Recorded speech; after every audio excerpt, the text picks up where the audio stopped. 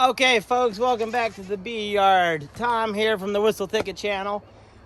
We are going to bump this NUC hive up to a 10 frame today. I got 7 hives here, about to have 8, and I got, I think 5 hives back at the school I teach at. I started a beekeeping club a couple years ago, and now we're up to 5 hives. But the thing is, we don't have a lot of room at my school for more hives. So if I have to split a hive, this is the second hive I've had to bring back to my bee yard as a backup.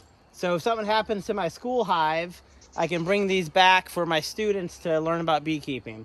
So I've transported this hive, this NUC, about 40 miles, people. That's about how far I drive every day to school, maybe 35 miles or so. I guess a lot of people say if you're gonna split a hive, you gotta move it several miles. That stuff is crazy. I don't follow that, people.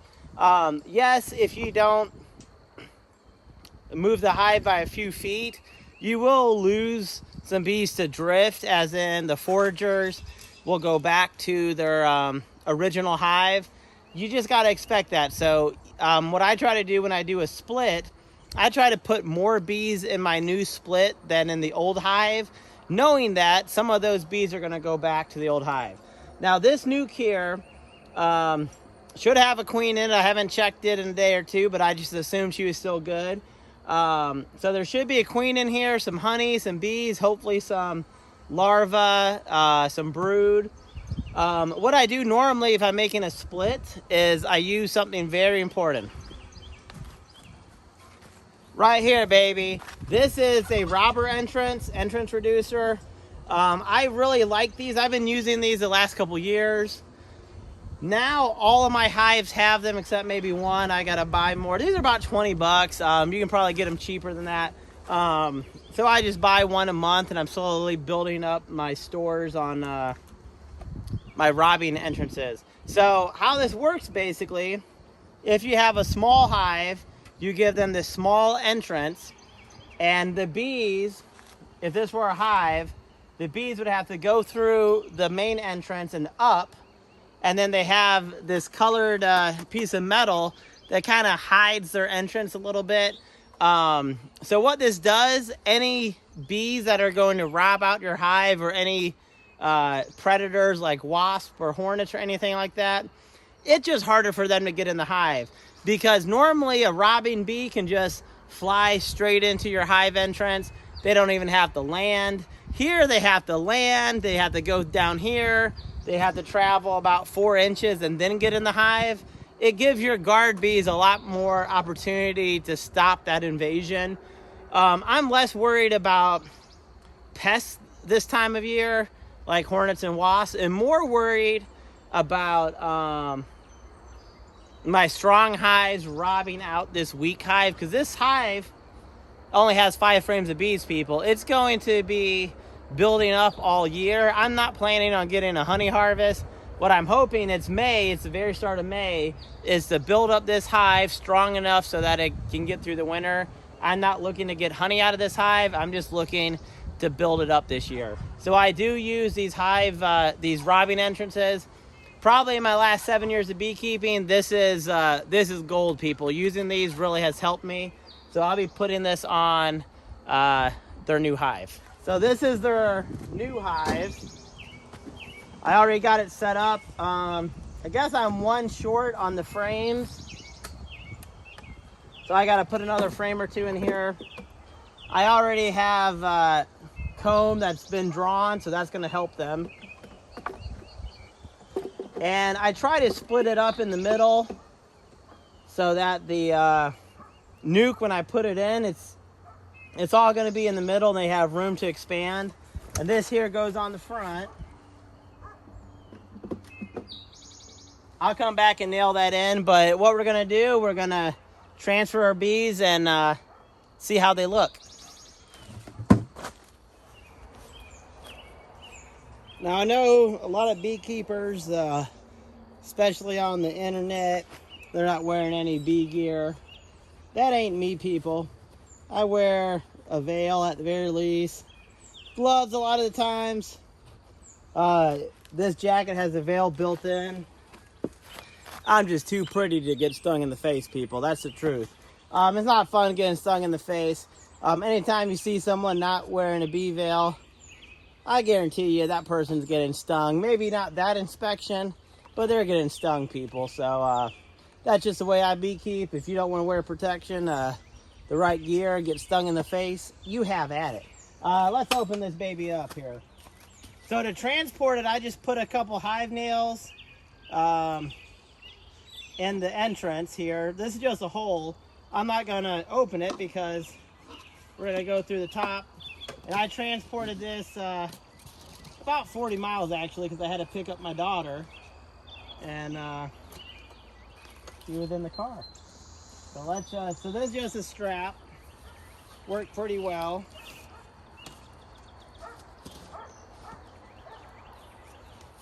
Let's transfer some bees, people. Let's transfer some bees.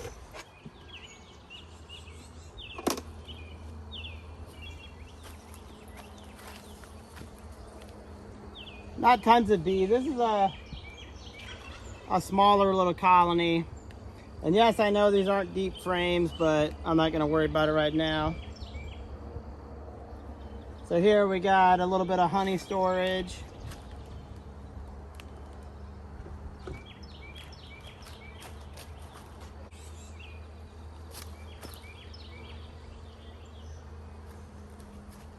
Really not as many bees as I'm hoping to have.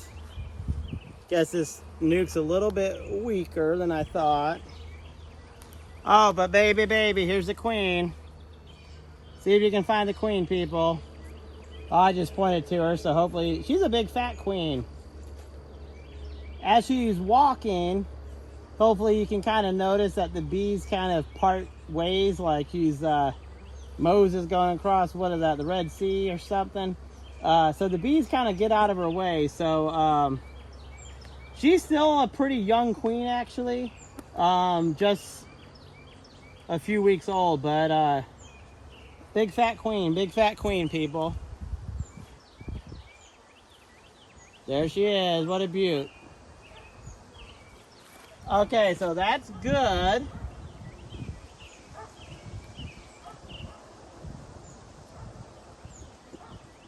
That's very good. At least we know that the queen's there. So this is a queen right hive. And like I said, I know these are mediums, but I had to kind of do that at my school. I don't always have the right supplies I need. So we're just gonna have to go with it. Okay, so this here is capped brood. And I actually do see some eggs in there. I don't know if you'll be able to see the eggs with this camera, but there's some eggs here, so that's queen evidence that she's been there within the last 3 days. But of course we saw the queen, and then we have all this brood. This brood, since it's capped, tells you she's been there within 21 days, and I even see a little open brood, some open larvae. So that tells me she's been there within 8 days. And here again is some open larvae. Those white maggots, those are the open larvae. Hopefully you can see it.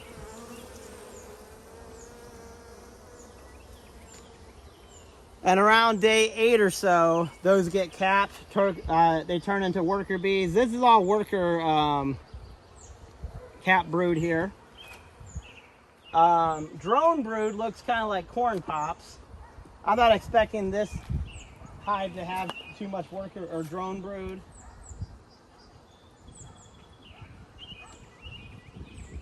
Oh, okay.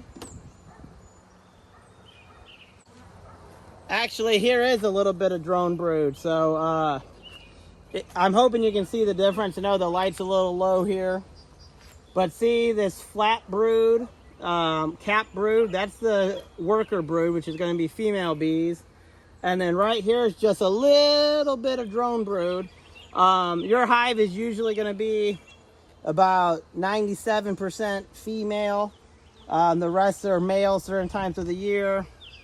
The males aren't doing much but mating, and that's their job. So again, this is a smaller little nuke. But the good news is there's several frames of brood that's about to pop. So in the next week or so, I would expect this hive to increase in population.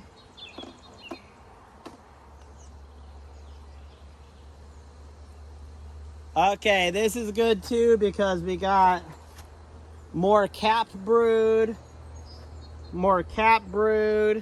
some pollen. They got a little bit of honey. Up in this corner would be honey. Here's pollen. And there's a capped brood.